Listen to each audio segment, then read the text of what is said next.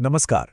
आज बात करते हैं दुनिया के सबसे बड़े लोकतंत्र के दिल की, उसके बुनियादी दस्तावेज की, यानी भारत के संविधान की। तो चलिए एक बहुत ही दिलचस्प बात से शुरू करते हैं। क्या आपको पता है कि भारत का संविधान दुनिया का सबसे लंबा मतलब सबसे बड़ा लिखा हुआ संविधान है? अरे हाँ, और इसे बनाने में कितना वक्त लगा अंदाजा लगाइए। पूरे 2 साल 11 महीने और 18 दिन। तो सवाल ये उठता है कि आखिर ये संविधान है क्या? अच्छा, इसे ऐसे समझिए, ये हमारे देश की सबसे बड़ी रूल बुक है। जी हाँ, एक ऐसी किताब जिसमें वो सारे नियम कानून लिखे हैं जिनसे पूरा भारत चलता है। और यही ऐतिहासिक दस्तावेज, यही रूल बुक 26 जनवरी 1950 को लागू हुई थी।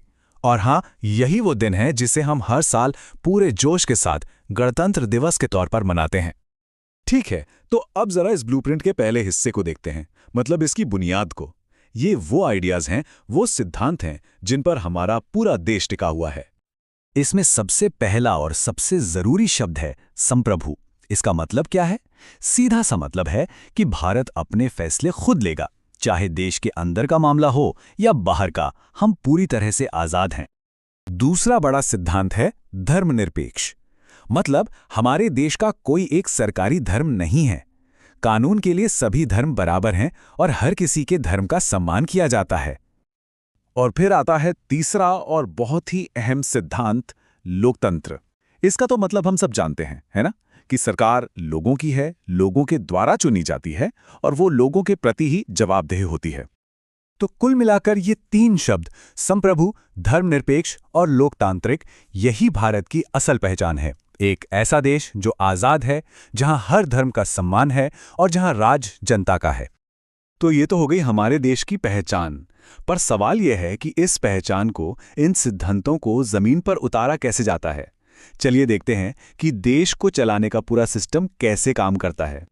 देखिए, हमारा संविधान एक संघीय ढांचा तैयार करता है। अब ये क्या होता है? इसका मतलब है कि पावर सिर्फ एक जगह नहीं है, बल्कि केंद्र सरकार और राज्य सरकारों के बीच बटी हुई है, ताकि देश बेहतर तरीके से चल सके। और इसी सिस्टम का एक और हिस्सा है हमारी संसदीय प्रणाली। यहाँ एक बड़ी दिलचस्प बात है। देखिए, देश के प्रमुख तो राष्ट्रपति होते हैं, लेकिन सरकार चलाने की जो असली पावर है वो प्रधानमंत्री के हाथों में होती है। और फिर आता है तीसरा और शायद सबसे जरूरी पिलर, हमारी आजाद न्यायपालिका। इसका काम ये पक्का करना है कि देश में कानून का राज चले और हर किसी को बिना किसी भेदभाव के इंसाफ मिले। अच्छा, तो हमने बुनियाद समझ ली, उस पर खड़े पिलर्स भी देख लिए, लेकिन इस पूरे स्ट्रक्चर की और हम सब लोगों की हिफाजत कौन करेगा? यहीं पर संविधान एक मजबूत ढाल की तरह सामने आता है। ये ढाल हमें देती है कुछ मौलिक अधिकार, जैसे बराबरी का अधिकार, बोलने की आज़ादी का अधिकार।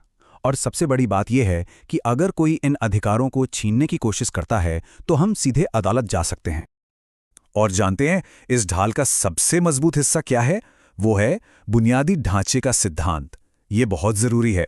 इसका मतलब है कि संसद संविधान में बदलाव तो कर सकती है, पर इसकी आत्मा को नहीं छू सकती। यानी लोकतंत्र, धर्मनिरपेक्षता जैसे जो मूल विचार हैं, उन्हें कभी नहीं बदला जा सकता। तो ये सिद्धांत एक तरह से हम सबके लिए एक गारंटी है।